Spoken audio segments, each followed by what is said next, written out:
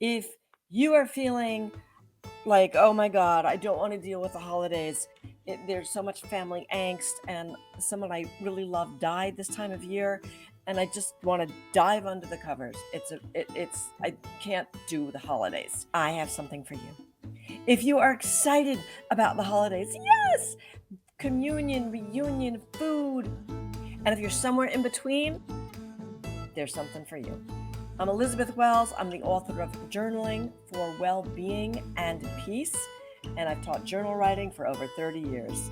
This is Create Peace. Let's get started. So how can our journal help us to move through the holidays with a little bit more grace that both honors what is going on for you and the seasons while maintaining a sense of self-preservation and routines that support you? First of all, there are many reasons to journal, but one of the top reasons some people come to journaling is because it's healing and cathartic. So remember that you've got the journal there for when you're feeling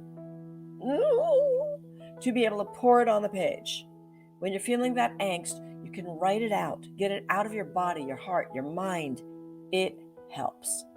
You can write down what the holiday or the season means for you. You know, we get hustled into what the season means and the hustle and the bustle, and we can self-assign what it means for us. We don't have to go along with a crowd.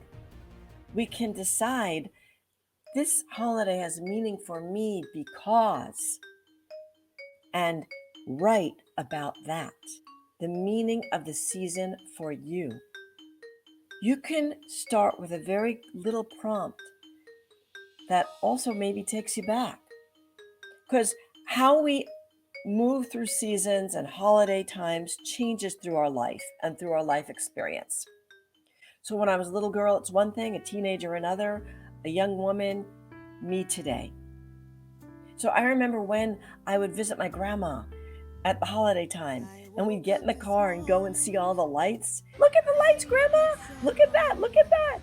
And the two of us joshing back and forth, and the humor flying, and write about it, journal. Like, I remember when I used to be with Grandma in the car.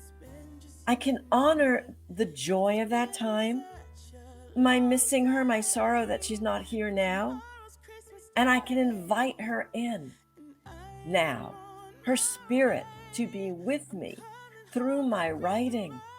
And when I'm driving out there, I still go, Grandma, look, Mom, look. I still do that. You can write, I remember when, and touch into the past, touch into the present, what it means to you, the self-assigned meaning, and invite the qualities or the people that you want with you in your life now or again. I remember when. And sometimes this piece of journal writing may end up being a gift for somebody else, for your family or a friend, because chances are there's other people moving through similar feelings about something in their life. Hanukkah time can be a time of miracles and lights, right? The festival of lights that we're celebrating. So you can self-assign as you're lighting the candles and sitting in contemplation for any season, the idea of light and miracles into your life. And you can take your journal and say, what miracle am I celebrating of this season? What feels exceptionally light for me? What do I want to create for the new season? And there may not be anything. And then you can write about that and get that out on the page. Again, self-assigning what the season or the holiday means for you today. List making is another powerful tool. I know somebody who was like, I don't journal, I can't journal, I felt so uncomfortable journaling. She makes lists all the time. I said, that's a form of journal writing, making a list. So there's two different kinds of lists you can keep. Not the naughty and nice.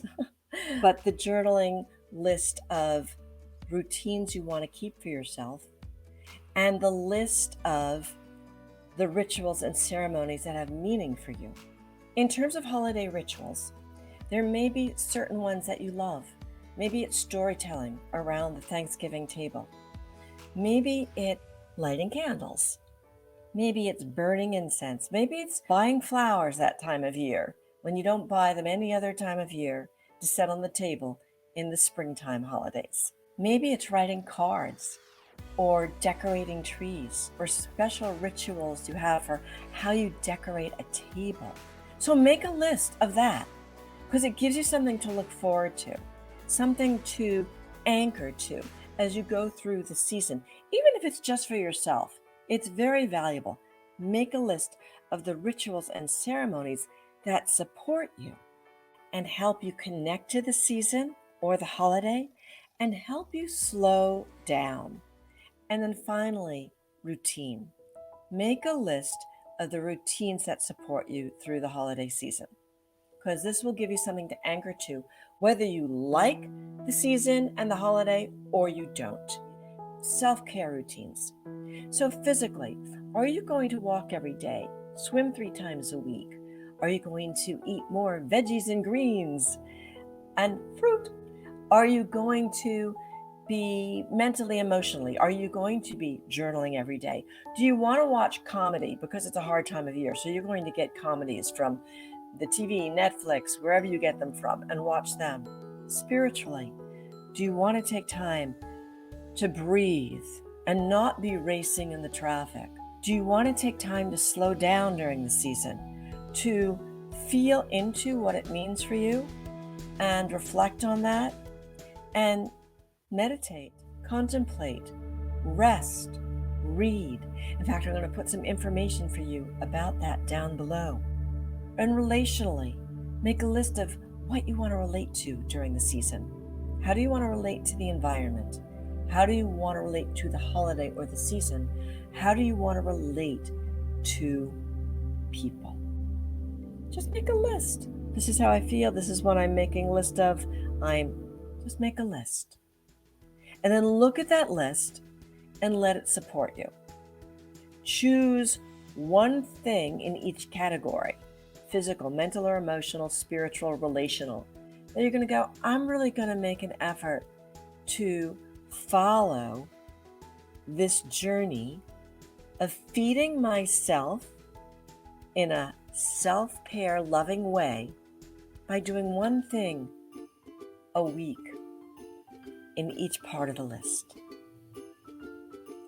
And that's how you can get through the seasons with journaling.